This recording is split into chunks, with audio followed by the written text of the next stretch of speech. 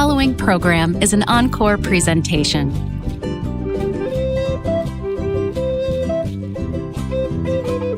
How do you do? We're about to unfold the story of Frankenstein. Quite a good scene, isn't it? Well,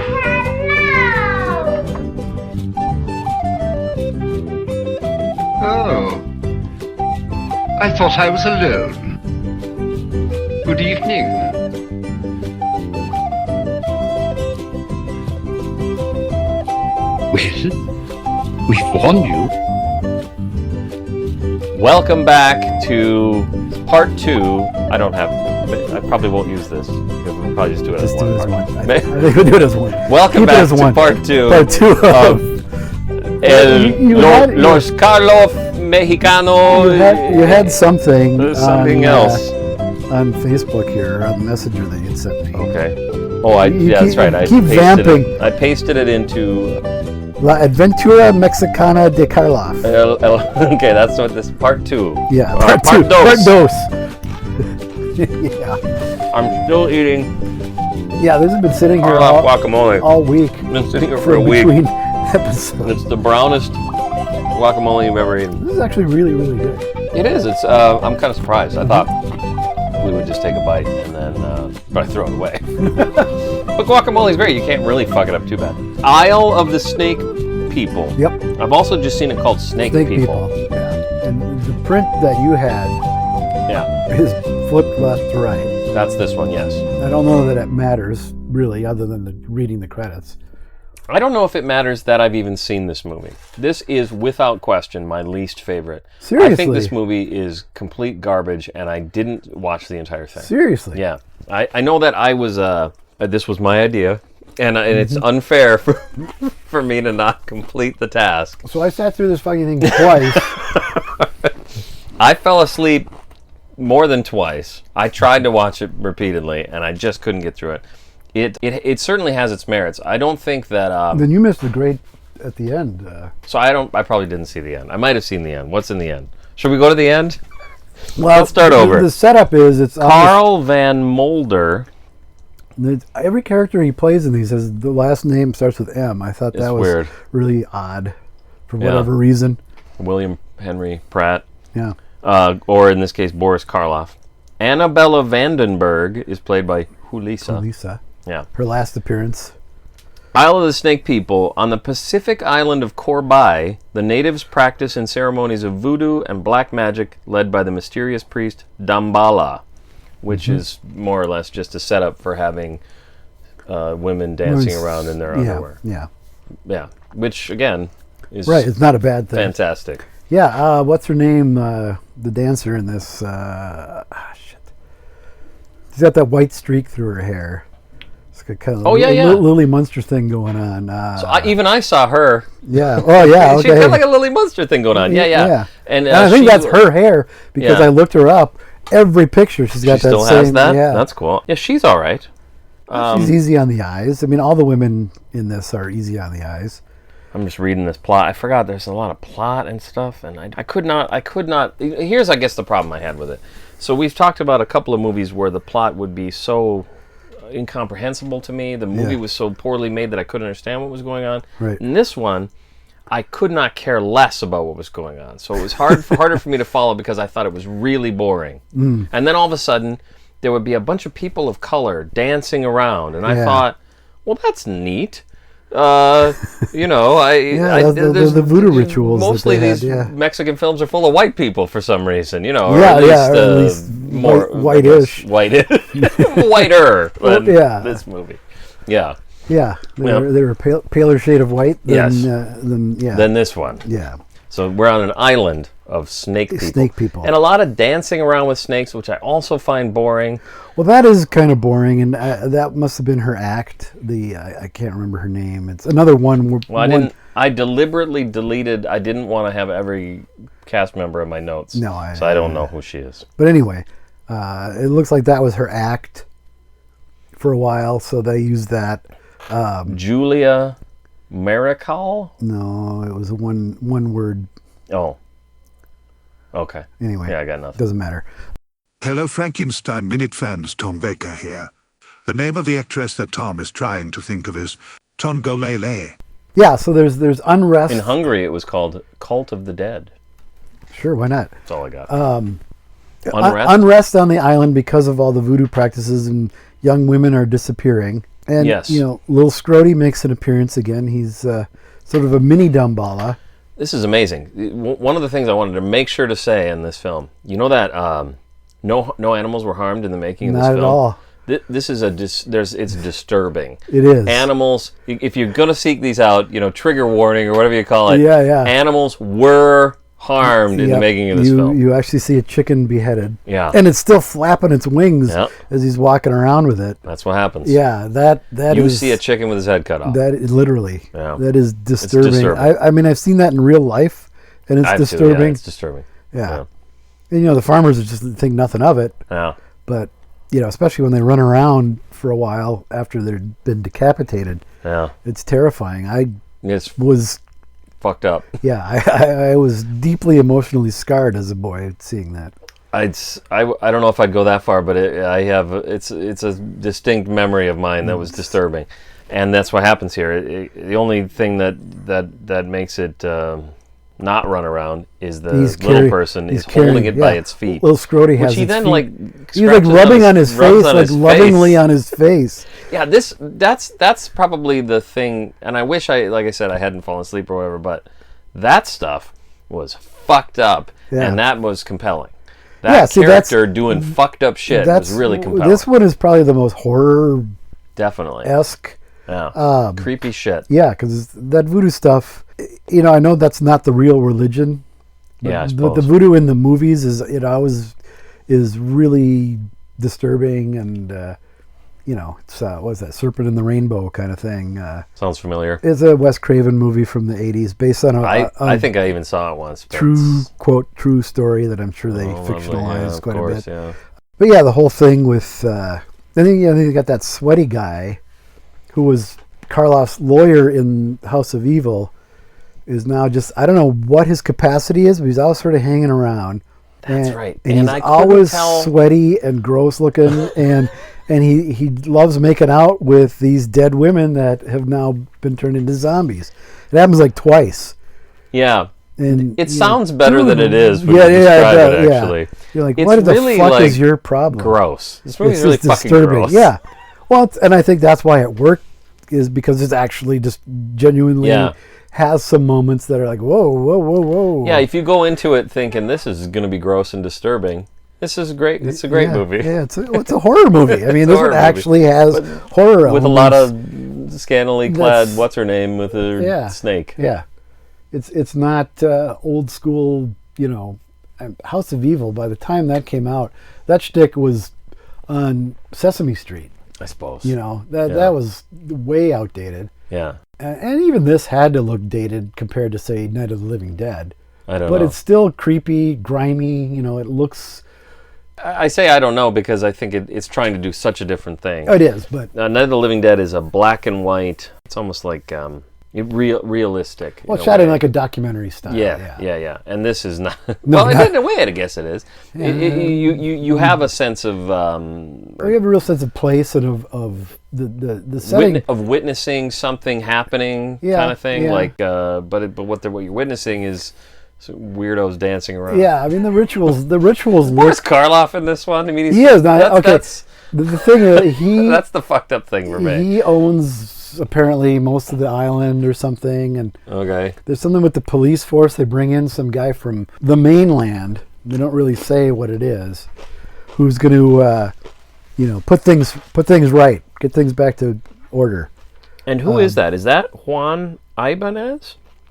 Or no, Juan Ibanez is the other guy, the laid back sort of and that's the director, I guess. I think. Yeah. Yeah, I guess so. Okay.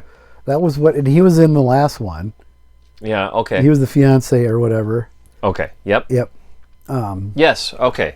I didn't even realize that. Yeah. Interesting, yep. And, and then there's this mysterious Damballa, who's the head of this voodoo cult or whatever. Oh, I do remember the ending, I think. And big surprise who that is. But clearly... Is that the one where the well, they all have a different voice. Clearly they didn't get enough footage. Yeah, it's stupid. So they got some guy, and basically he's wearing like a tuxedo or tails or whatever, and the typical top hat like you see in the whatever, for whatever reason, that's a voodoo thing. It's a silk top hat, and he's got these black goggles on, and then like mosquito netting. Yeah. And then he's walking around with a cane. And sometimes it's Karloff, but 9 times out of 10 it's not. Mm-hmm. And when it's not, he's got a cigar in his mouth for some reason. It makes no sense whatsoever. I think it was just to disguise the fact that that's not Boris Karloff. Yeah, this will make it harder to tell because we can still kind of see you in there. Yeah. So put something in your mouth. I think it wrinkles up the fabric enough so that it distorts his face so you can't tell who it is. Or that you can't... But yeah, it's clearly not. And the way he walks, it was so bad that it surprised me when it was Karloff. Oh, really? At least one time I was like, "Oh, I see what's happening here." Like I didn't. Yeah, it's obvious from the movie. Well, again, I fell asleep too, so that didn't help. But yeah, he's strolling around at the end. They're having this big ritual, and they're going to kill I think it's the Ulissa or Hulissa or whatever it is, and because she's like this temperance worker that comes there for some reason, and that very little is made out of that. Yep.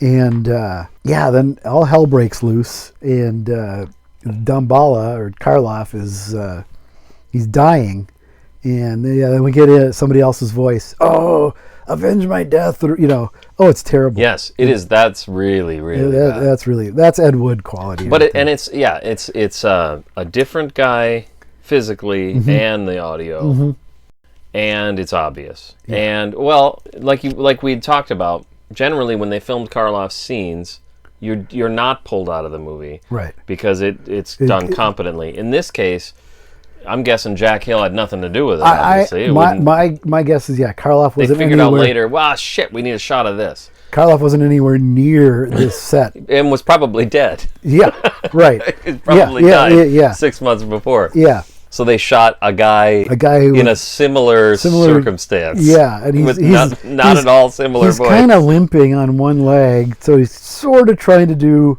because Karloff didn't walk real well. He was wheelchair bound. Yeah. These are the films where they would do a rehearsal and he would start to stand up, and Jack Hill was like, "No, it's okay. No, this is my job. This is what I do." So he would do it. I gotta say, where that's concerned, multiple times throughout these movies, I was like, "Wow, look at him! He's moving around. He's totally moving around. He looks great." Didn't expect that either. That it would come off that well. Because it's one of the things you've heard is that he just got out of his wheelchair when they started shooting. They say action, he gets up. Yeah, and he moves. Well, everyone has seen Targets. He's not moving well at this time. Yeah. But he looks. He might even look better than Targets. Targets, he's got some shots where he looks like he's about to fall over. Yeah, and he has that here too, I guess. Yeah. Well, I mean, he literally was like 1.5 feet from the grave here. Yeah. Yeah. But his performances don't suffer, I think, as a result. Like I said, he's still Karloff. He's funny. He's sinister. He's benevolent. Whatever the scene called for, and he does it well. He's engaged. He's engaged in what's going on. He's not just reading a script. Exactly. He's in the moment. He's acting. Yeah. And I only say this Karloff in the 60s is a kind of thing, really. And it's he was sort of an entity. When he was that old guy, he did it. He's the guy who reads The Grinch to you when you're a little kid. He's the guy in Targets, and he's the guy in this. It's that guy. Yeah. Yeah. Uncle Boris. I kind of or Grandpa Boris, I guess. We're probably repeating ourselves, and I probably repeat myself a lot. But he doesn't look like he's about to die. No. It's except in the scenes where he's dead. He's like literally in a casket. And 8 months later, he was cremated, but figuratively he would be. Yeah. Yep. Yeah. Okay. I only say it was the best because it seemed the most, other than the obvious double, it seemed the most cohesively put together. Okay. There weren't. Do you think that's because nothing happens in it? That's very possible. A lot of talking. A lot of talking. Yeah. Yeah. A lot of dancing. Yeah. I mean, the voodoo rituals, they were staged well. I don't necessarily need to sit through them for 10 minutes or however long they were. Yeah, it's just interminable. Yeah. This movie's longer than Son of Von Frankenstein. Is it really? I don't know. Is it? It felt longer. It's close, yeah. Yeah. Yeah, so that's Snake People. Mm-hmm. The next one, the final, which I think is called Alien Terror, yes, is also called The Incredible Invasion. Yeah. Which I love. I've said this before, but the use of the word incredible, to me, I always think means not credible. And that's what happens here. This movie, it certainly applies in this case. Now, I think The Incredible Shrinking Man. It's a different application. Yeah, Incredible that's true. Journey. The Incredible Hulk. Incredible Hulk. Well, that's not credible either. But No, that's okay. Not really very credible. Like The Incredible Journey, where the cat and the dog or whatever travel cross country. That is incredible, isn't it? Yeah. I was thinking it was amazing, but you're right. It's Incredible Journey. And I think that works there, and it's a good film. I loved that movie so much when I was a kid. Yep. And Incredible Shrinking Man. I guess I liked the show The Incredible Hulk and the comic book. So when I was a kid, the incredible things were the good things. Yes. This movie, not so much. Not so much. But it's clear. I think people will have seen this coming, maybe, if it matters to people, or if there's anybody still listening. We've both listed our least favorites. So it is neither of our least favorites. Yeah. So that's pretty good. Yeah, it's, Is it my favorite? What was the second one? Second one was that Fear Chamber. Yeah, that was my favorite. Is it your favorite too? It was close, yeah. Oh, no, Snake People was my favorite. Toss up between those two. Okay. They felt the most professionally polished. And this is not our least favorite. There's a lot to like in this, in fact. It's a fucking incompetent mess when it needs to be. Just, yeah, when it's called upon to be. When it's called upon. Yeah. But overall, it's not incredible. It's weird. It's incredible in that it's not credible at all, but it has a weird vibe. I do like the weirdness of it. Yeah. It's a sci-fi. So now we got our old Dark House movie, our fucking just spy sci-fi. Yeah, you say spy, and I guess it's just got that keep forgetting that aesthetic. Part of it. They're not spies, but it's got that aesthetic. Sure, like a 60s. Like a Matt Helm. And then you got your voodoo fucking movie, dance movie. Yeah, it's a musical. That's got to be what I'm missing. Yeah, it's a musical. It's a musical. And now this is your sci-fi. There's nothing sci-fi really. There's a rock. I guess the other one had the living rock. I guess so. Matt Helm and the spinning disc drives or whatever. Whatever they were. But this is sci-fi. There's alien. It's an alien invasion, sort of. I guess. Well, you got. There appears to be an attempt, a pretty pathetic attempt at an alien invasion. They use the mausoleum set from House of Evil as the spaceship in this. Yeah. Shot from the reverse angle. Because in House of Evil, we're inside looking out. Oh, this one we're outside looking into it. You're right. Yes. Okay. And then you got Marjorie Gortner walking around in a silver suit as this alien, apparently. Yeah, it's weird. I mean, it's not obviously Marjorie Gortner, but it looks like him. I don't even know what that is. Oh, he was some fruitcake from the 60s and 70s. Had been a teen evangelist or something, and then fantastic. My favorite thing to be. Exactly. Okay. And he's not. This isn't him. This isn't him, but it looks like him. Okay. So Karloff is Professor John Mayer. See. Isn't that a guitar player? John Mayer, he is. Yeah. It's a terrible alien invasion. It's a bumbling mess. One doofus, like I said, walking around in a tinfoil suit. Literally like in a sci-fi looking suit. The thing about that mausoleum set that you're talking about, I watched this one before that one. Okay. So I saw that set in this movie first, and I said, this looks great. Yeah. It really does look good. And I thought I honestly think that there was a set similar to this in Doctor Who like last year. Oh, really? Like this looks like, if I told you I made those shots, if I told you if I tried to ask you when was this made, if I just showed you those shots, you'd be like, I have no idea. It was either made in 1968 in Mexico or it was made by the BBC in 2021. Yeah. I really think it looks good. It also doesn't look like an alien spaceship, which is a really cool thing for someone who watches or in some way consumes sci-fi. Right. Because alien spaceships all fucking look the same. Yeah. It's terrible.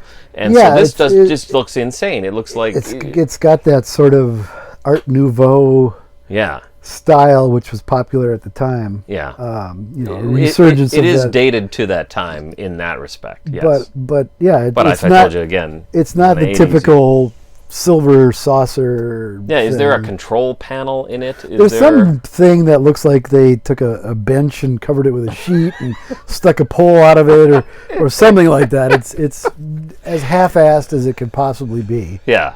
And it's only in a couple shots. So. And the alien has no personality. No. If he explains the point of all of this, I've forgotten what it was. I missed it completely. But he does lose and give up at the end or something. Something happens. But he's like that.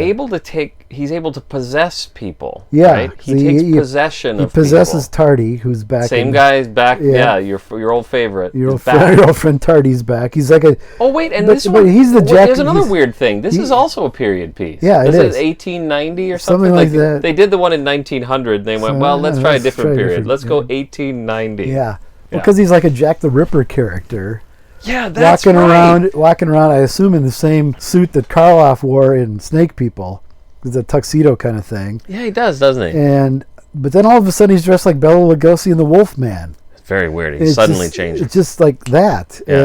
And it doesn't seem to be because of the alien possession, or is it around that same time? It is. Well, the alien possesses him, and then it's like Karloff knows him. It's like, hey, Tony, what's up, man? When he comes in. There's so much. I feel like we're skipping a lot, actually, because you just reminded me. There's 20 minutes of Jack the Ripper shit. Yeah. He's killing women all the time, and it's very skillfully executed. He's not a good guy. The more I think about it, he's just not a good actor at all. No. But he's creepy, and he's supposed to be. So and he's got like this. Apparently, he's had some kind of surgery on. He's got a scar on the side of his head that I thought in Fear Chamber was makeup because he was supposed to be this, dipshit. Well, that's what I was thinking of. Oh, he has that in this too? But he hasn't just had a lobotomy? It's a real thing, yeah. Okay, that's interesting. Well, so he is a serial killer, and he's really... It's weird, because everybody knows what serial killers do. They have weird perversions, right? Yeah. But in some movies, serial killers just like to kill. And that's a thing, I guess. And that's a real thing, too, yeah. Yeah, and that's what he has. He wants to see beautiful women and then grab a hold of them and kill them. He doesn't rape them or anything. And he's got a straight razor. Oh, yeah. Which is clearly not sharp by the way it's handled. Okay. It's casually handled. I mean, those things terrify me. I won't let one near my face or my throat for sure. But you would take this one? Yeah. And rub it across? I'd run it across my tongue because it's not going to do anything. So what he gets is, he kill. Maybe I'm remembering it wrong, but I think he kills them all in the same place, and it's like they're in an obvious set or setup of a basement of some kind. It's the that's same. Supposed to look like they're on the street. The streets, yeah, because it's the same set from Fear Chamber, where those guys are popping around back and forth. Yeah. But in this is because that is an underground chamber. That's an underground thing. In this, it's supposed to be like the back streets of wherever. The streets. But I did when I was watching it. I thought I'll have to note to see if they actually say that, because maybe they are in the street and then they went down into some the Fear Chamber. Yeah, I think it's supposed to be. But it really seems like it's supposed to be the streets, and they're not fooling anybody. No. It's pathetic. But the women really like him. He's very popular with the ladies. They are fucking they want to fuck him so bad. Every woman in the world. Despite looking like a troglodyte, he's a disgusting piece of work. Greasy and every woman wants to screw him immediately. Yep. And so his response to that is to kill them. Kill them, yeah. Well, hey, to each his own. And Marjo. I don't judge. No, not at all. Marjo promises him women for helping him. Yes, or something. Maybe this is my favorite one. Did I say this was my favorite? Maybe this is my favorite one because I do like that part of it. Yeah, the more we talk about it, the wonkier it is. Because there's a lot to really say about the plot. Yeah, because you're right.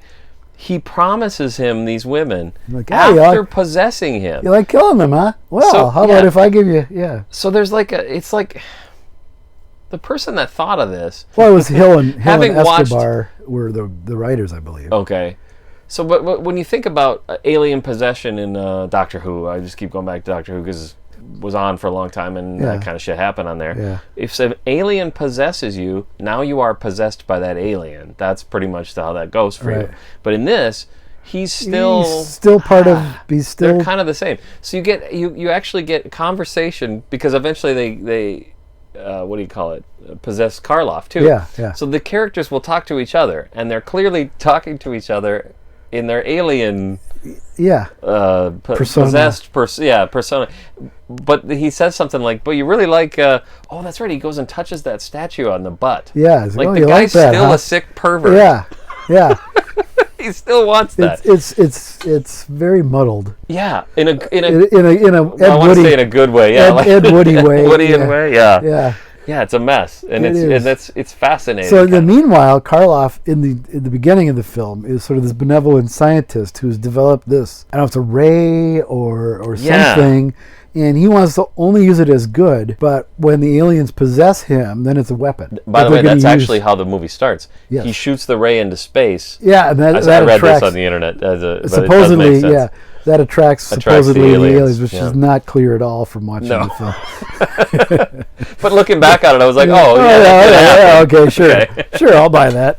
I remember when that happened in the thing, and then it came down. Yeah. No, it's kind of like it reminded me of The Thing. Like the beginning of The Thing, you just see an alien spaceship out in space, and then now there's an alien. Carpenter's The Thing, yeah. Now there's aliens. Yeah. Go. or an alien, or rather, ineffectual alien, but an alien nonetheless. Hey, maybe if you're planning an alien invasion, maybe not go fey and ineffectual next time. Well, see, that didn't work with Plan 9 either. So true, that was kind of a theme, wasn't it? Yeah.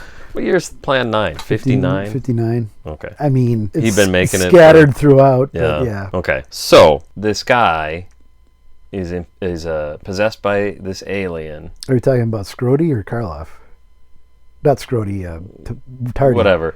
Then, the other guy. And I think it won't surprise people who've been listening that this results in scenes in which women are walking around in their underwear. Yeah. And there's even a scene where he gets a chair. It's like that to-do how-to thing. Yeah. Where you get a chair and the guy climbs up on the chair to look into a window that's over a door so that he can watch. What do they call that?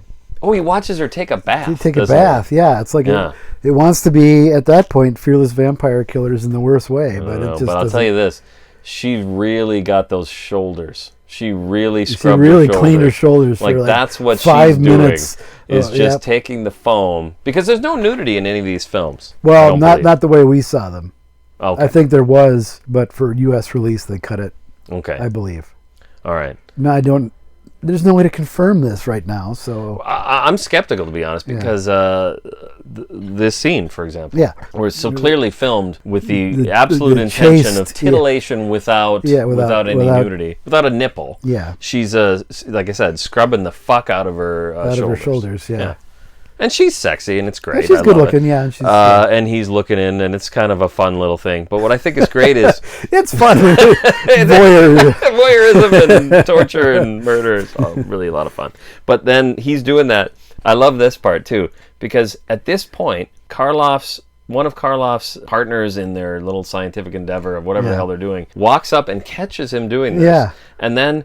nothing happens from that. They just have a conversation like he's not doing that. Yeah. Like, did you see VAT 9 has too much XLB in it or whatever they're talking about, and he's like, he gets down. He just kind of calmly gets down from the chair. There's absolutely nothing that happens from it. No chastisement. I really like guilt, that scene. Like, you really assume, you've been caught, because there's so much that's happening there. He's possessed by an alien. But he's still a creep. He's still a pervert because of who he was. Yeah. Like, why did, who, what?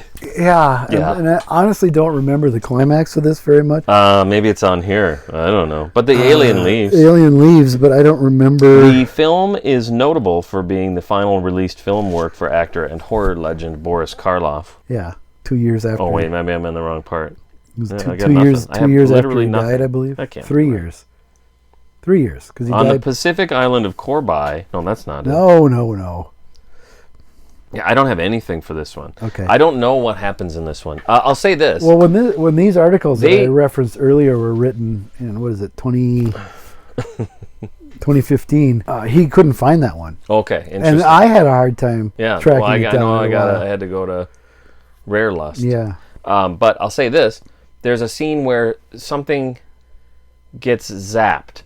So somehow Karloff gets zapped, I think, or somehow he becomes unpossessed. Yeah. Then the other guy, or maybe it's a different guy at this point, they have to hold him down on a table. Like, you hold him, there's something about a guy on the table, so they can shoot the laser at him. Or is that the other movie? No, it's this one. Okay. So they finally unpossess people. Yeah. And then maybe they destroy something that the aliens came here to get? I think it's that ray thing. So they destroy it or something? I think so. And then they convince the aliens to leave. And they're like, we'll be back. I think they might literally even say that. Alien will be back in on Her Majesty's Secret Service. That's the one. Yeah, so I did enjoy it. Yeah, now that we talk about it, I think this one is the most goofy. Yeah, goofy is a good word. And it might be, now in retrospect, the most watchable because of that. Yeah. Yeah. Yeah, there's and this has the scene you referenced earlier where Karloff does this demonstration of his thing. And he's got the beekeeper thing on. And okay, so he's doing a demonstration for a room full of people. Room full of people and that are clearly not in the same room with him. One of them interacts with him. Yeah, but so it's cut. Yeah, so there's one actor that was in both scenes, basically, that are being filmed. And then he goes and sits on a stool. And it's not him. Takes questions. It's not Karloff that's sitting in the stool. Yes, that's the one. Yeah. I thought, are they going to explain why? Because could there be some explanation for why he sounds like that with the mask on, maybe? It's because they didn't get the footage. That's a good answer. While Karloff was still alive. That's the real answer. That's It is weird. I mean, like you say, it's so goofy. Everything is weird. It's a period piece for some reason. Mm-hmm. Maybe because is he supposed to be Jack the Ripper, maybe? Well, I wonder. Yeah. And it wasn't clear. Or did they have the... they had the set and the costumes. The set and the costumes, so it'd be good. That's a good reason. Yeah. Because alien invasions oftentimes are to take place in the present. Yeah. Yeah. Yeah, and they had Bela Lugosi's costume from the Wolfman, so let's use that. Yeah. Yeah. I don't know.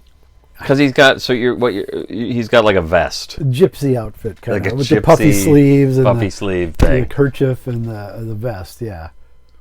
Oh, that's right. Okay, so I forgot. I'm remembering. So that scene where he climbed up on the chair, and then one of his coworkers, because they're on a team on some scientific endeavor, catches him. They've been on the same team for what seems to be a day, because he walks in one day, possesses Karloff with alienness, and then it's like his daughter or something comes in and says, "Hey, are we going to do this?" And he said, "No, from now on, Larry is my assistant." Yep. And like, who's Larry? Nobody says anything about it. Well, they do. They do. That's what I'm saying.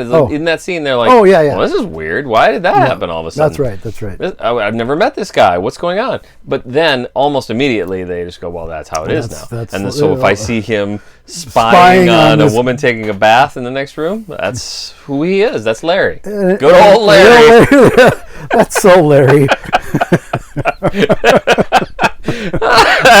It is goofy. It's a good one. Yeah. Yeah, this would be this one. I think of all of them, it would be fun to watch in a sort of mystery science theater. Yeah, probably true. With a few people and throwing whys at it. The only reason it wouldn't work as an actual mystery science theater is a little bit too risque. The murders are graphic and. No. I was going to say graphic, but I don't know if they're graphic. I mean, there's blood. I guess not blood graphic, and but die, they're it's awful. Yeah, I don't know. It's not played for laughs or anything, and the perversion is a little twisted. A little out there. But it's not even all that much, really. No. Yeah. I mean, this would probably be rated G, maybe PG if you released it now. Really? Oh, there's very little. You can show this on TV uncut, the way we saw it. Here's my thing. I suspect you might be right, and it goes to show the problem with the whole rating system in general. Yeah.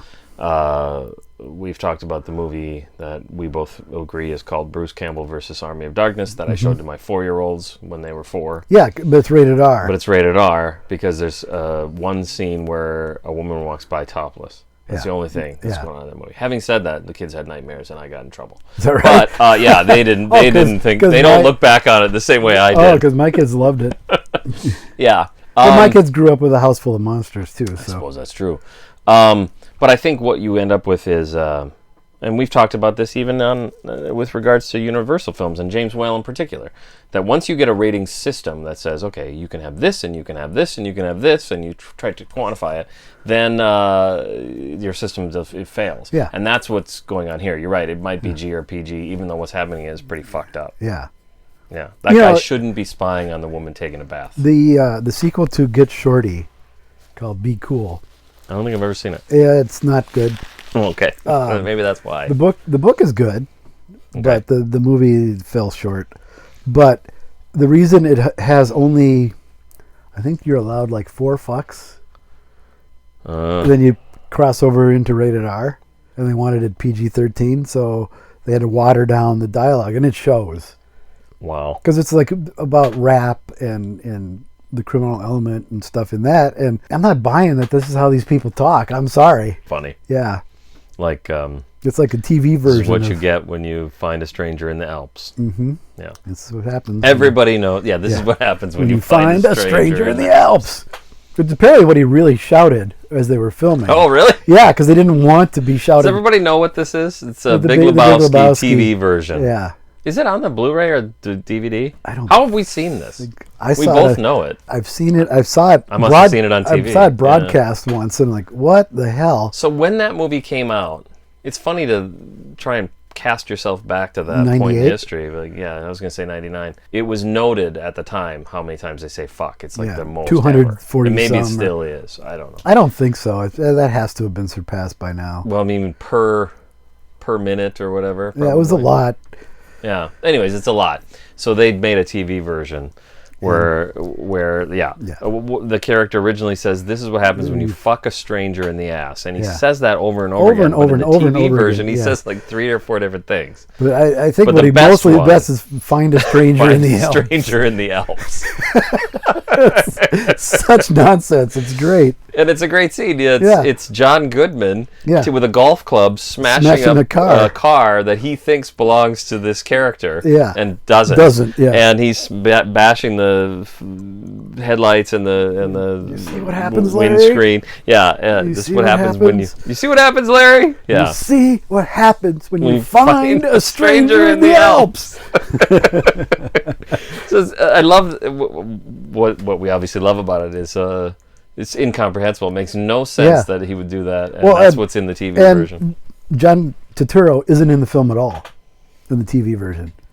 They've completely eliminated the Jesus from the film. So this film that has one sequel, yeah, and that sequel is based around that character. Yeah, if he didn't make it. Seen it on TV. Well, he's a pedophile for one thing, so makes sense. You know what else? Oh yeah, so they peed on your valued rug. They peed on my valued rug instead of they peed on your fucking rug. That scene, it's the first scene after the main credits when they're in the bowling alley talking about his rug being peed on. That was love at first sight. Like, this is the greatest movie ever made. We saw it opening night. I had no idea what it was about. Like and I was laughing so hard. Like this, I love this movie already. 10 minutes in. I think we might have even talked about this on the podcast, sure we have. But I'm jealous of that experience that you had, because what I had was I went to go see the new movie by the guys who had made Fargo. Yeah. I had also seen Miller's Crossing, and maybe I don't know. No, it hadn't come out yet. Oh yeah, it had. So you hadn't seen like Raising Arizona or? I don't remember. Maybe, okay. but I knew what I was getting into. I was going to. But to me, it was mainly the guys who made Fargo, because Fargo was a cultural. Oh yeah, it was a big best actress, thing. Big, huge thing. Yeah. And so this is their movie, and I didn't like it. I don't know why. I can't explain it. My friend John, same thing. He didn't like it at all. Yeah, I just went. Well, I don't know why they bothered to make this. You made Fargo. Why would you bother to make this? You fucking idiots. And I told John, look at it again, and look at it as like a Raymond Chandler, Philip Marlowe story, like The Big Sleep. Yeah. And he did. He's like, yeah, you're right. Interesting. It's brilliant. I don't think anybody. I don't have any memory of anybody telling me anything. I just watched it again and went. It's one of those movies where I'm like, well, I like absolutely almost everything that happens in it. But so now I like it. Yeah. But it just, for some reason, it didn't feel like a movie or something. Yeah. Like nothing really happens all that. No, not at all. Nothing really happens in it that matters all that much. No, and it's that's why it's like sort of a Raymond Chandler novel where it's like The Big Sleep. It's like the alien terror. Sure. Doesn't matter what happens. Just go along for the ride. Does the serial killer in Alien Terror get his comeuppance? I think he does. Does he die? I think so. He probably dies. They probably kill him on the table. Is that him? Yeah, that's him on the table. Okay, yeah. Oh, Lord. This is going to be a classic episode of Frankenstein that nobody has any idea what we're even fucking talking about. Thankfully, only like 4 people will listen to it. Well, hey, you know. Ruben's listening now. Okay, yeah. Well, let's see if Doc Ivan does any artwork for this. Well, that's true. Yeah, good point. Doc Ivan is a patron. I think this was a pretty good experience overall, and it didn't seem like it was going to be. I'm really happy with how it turned out. I went in reluctantly. Yeah. And I thought I wouldn't be able to... Well, hell, we talked about what it was going to be. Yeah. Bottom 10 Karloff. Yeah. Well, fuck that. Let's make it 5. Yeah. We both know 4 of them are those fucking Mexican pieces of shit. So let's just do those. Let's just watch those. And I don't know anymore if they would be my bottom 5. No, I don't know. We talked about the ape. Wait, I shouldn't say that. Actually, the episode where I talk about the ape hasn't come out yet. Oh, whoops. Whatever. But the ape is worse than any of these, I think, probably. Because as a movie, it's bad. In part, yeah. I don't know. Maybe it's as bad as these. You know, Voodoo Island is up there. There's a couple. Yeah. He didn't really make too many bad films. It's not like Lugosi where he wallowed in the bottom of the barrel poverty roast stuff, you know, through no fault of his own, I think. I mean, it is an interesting thing that you compare Karloff and Lugosi. It seems almost like a cliche to do that, but it's such a great thing to do, especially here. Because you've said millions of times that there are tons of movies that don't have... There's no point to them other than Lugosi's in them. Well, how do you put it? He elevates them? He made them watchable. Yeah, he's that guy. He's that personality that elevates the film. Yeah. These movies, I wouldn't say that's the case, but he's the best thing in all of them. Yeah. Every time he comes on the screen, you're like, oh, look at that. Yeah, it's right, Boris Karloff is in this movie. They're done dancing with the snake for a few minutes. He's still Karloff, you know? It's not like you get a watered-down, sad old man performance. Yeah. He still comes across very vibrant. Yeah. You ever seen that clip of him on Shindig? Oh, yeah. Where he sings a song, essentially, but he just speaks it. Sings a song. Yeah. When is that from? Is that... That's like early mid-60s. Okay. Yeah. Yeah. Like there's a way to just be Boris Karloff and literally just people will dance around you and that's entertainment. Yeah.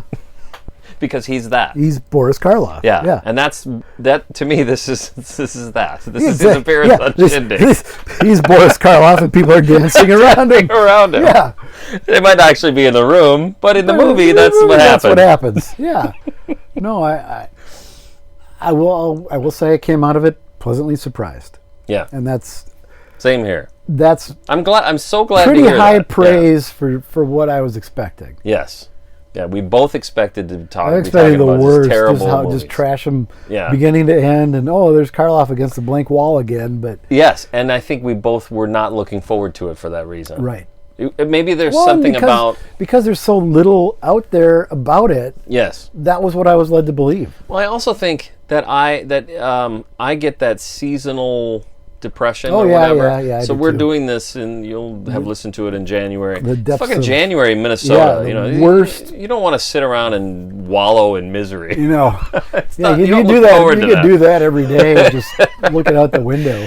Literally yesterday was completely intolerable. Oh yeah, it was 2 days 30 ago. below wind chill yesterday. Right. 2 days ago, I put the little booties on the dog to take her for a walk, and she was like, "Yeah, this is great." And we went for a walk, 15 minutes. She just took me out. I'm like, "Come on, really?" Yeah. Yesterday, I put the little booties on her. Made no difference. She's like, "Get me the fuck out of this." Inside. It was so brutal. Yeah, you can't be outside for 5 minutes. Maggie, it doesn't seem to bother her that much. Okay. But yeah, yesterday, in and out. Yeah, right. Yep. Whoop, pee in. Outside? I gotta go. Let's do it. Yep. I'm all about business. Yeah, we don't put the shoes on her because that won't work. Okay. She does have a finding jacket. Out. Here's the thing. She hates it. Yeah. Putting them on, like I sat down at the door with the booties there, and she came running over because it's time to go outside because she doesn't know how cold it is. Right. She comes over and she sees the booties and just turned around and walked, come here. Yeah, I tried that once with Stan, and I still have all 10 fingers. Okay. It was not a good experience. Yeah. Anyway, overall broad point being there is an impact of that kind of brutal, horrible shit we've been going through. And today is supposed to be much better, but we're sitting in the recording a podcast. But it's supposed to get like 34 or something. Yeah, which Wednesday. we say that like it's a heat wave. Like it's the palm trees will finally be Well, it will be because it was compared nasty. Compared to yesterday. That was awful. Yeah. So I think we're in a pandemic. We've had the holidays, which can add stress. Yep. You had a holiday party at your home. You moved. Yep. Just all kinds of different factors led up to the fact that I think both of us thought this was maybe not going to happen at all. Yeah. And we're both pleasantly surprised. Yeah. That's great. I mean, I don't have a new favorite film by any means. No, but I will revisit these. But I think I should watch them all in the regular speed. Yeah. That's my takeaway from the whole experience. Watch these at regular speed. And I think 2 or 3 of them are genuinely entertaining despite themselves. Yeah. I think we both are, the more we talk about Alien Terror, the more I kind of... the more we talk about it, the more I like, you know what? And then we both like the second one. Fear Chamber. Yeah, Fear Chamber was fucking creepy, weird shit too. Yeah, I guess maybe the weirder they get. Well, Snake People is the weirdest, and you don't like that at all. I fell asleep. Maybe I missed all the good parts. I don't know. Just a dancing around with a snake all the time. What the hell's going on? It only happens like twice. And then Karloff in a room talking to that guy. There's a lot of that. Yeah. Boring. I'll go back. I'm not going to go back. It's never. I'm too old now. Look at all this boxes of shit I haven't watched. I had a stack. Yeah, I finally put some of them away because I'll have to just get to these later. They're going to fall over before I get to watch them. That stack of Buñuels I sent you home with? Well, most of those I've already seen. Yeah, I suppose. Or all of them, actually. You see how slim the box is? It's right there. That's the slim Buñuel box set. On the top there? Yes. Yeah, okay. Yeah. Yeah, no, I've got like that now, so. Yeah. Yeah, next time they have a sale, I still haven't cart full of stuff. All I've done is take the plastic off of Incredible Shrinking Man. I haven't watched that movie since I was a kid, and it's one of those ones that I'm afraid to revisit because it's good. I loved it so much as a kid. It's good. It was another one that I did a comic book version. I would draw my own, but then in that case based on what I'd seen, and then that one's an easy one for a kid to make up their own adventures. Sure. Have him run across the street or whatever he's doing. The fact that Criterion put it out made me think that it's like, oh, it probably is good then. It's considered, like one of the pinnacles of that 50s sci-fi. Okay. Well, and it's Jack Arnold. Richard Matheson wrote the screenplay. Yeah. I think the thing that I am finding in my dotage is that my taste has always been roughly the same. Yeah. Like people that are just a little bit younger than me will have watched the show He-Man and the Masters of the Universe, and I'll be like, oh yeah, I remember that show. It fucking sucked. Yeah, because I was watching, like you, I was watching Bugs Bunny. You got a tattoo of Bugs Bunny on your arm, and I'm like, yeah, of course you do. He was great. That's what we watched. Right. But those movies, or I'm sorry, those shows that we thought they were shows were 30 years old at that point. How old were those? Oh, Bugs Bunny was 40 years. Oh, yeah. 50 years old by that point. These were classic films 50, repackaged for kids. He turned 50 in 90, so. Okay. Well, yeah. So I feel like I guess I just have good taste, or at least I shouldn't say. I deliberately tried not to say that because I don't think I have good taste, but I have my taste. Discerning, or I just have my taste. I like what I like. Right. And so this, I just glanced up here. Psycho 2 and Psycho 3. Those are bad fucking movies. I loved them when they came out, and I love them now. Yeah. Like my taste doesn't really change. I feel the same way. I have a fondness for things that I probably shouldn't. Yeah, like these fucking movies. I think Smokey and the Bandit is a terribly entertaining film. Oh, I should revisit that. You're right. I saw it when it came out. When's the last time you saw Hooper? Hooper? Oh, God. I remember really liking Hooper. When it came out, probably. Remember, was the movie called The End? Where he keeps trying to kill himself? Yeah. I thought that was hilarious when I saw it. I should. That's a triple feature right there. There Boogie and the Bandit, Hooper, and the end. And then Boogie Nights if you're still awake. Yeah, there you go. Yep. Thanks, everybody. Do you want to say anything? Thank you so much for your patronage. Yeah, and we've got lots of Son of Frankenstein coming up. No choice. Yeah. And hey, weigh in on this because we're debating, first of all, whether we should do the Wolfman as part of the regular run. Right. Because so many of the films after Ghost of Frankenstein feature that character. Right.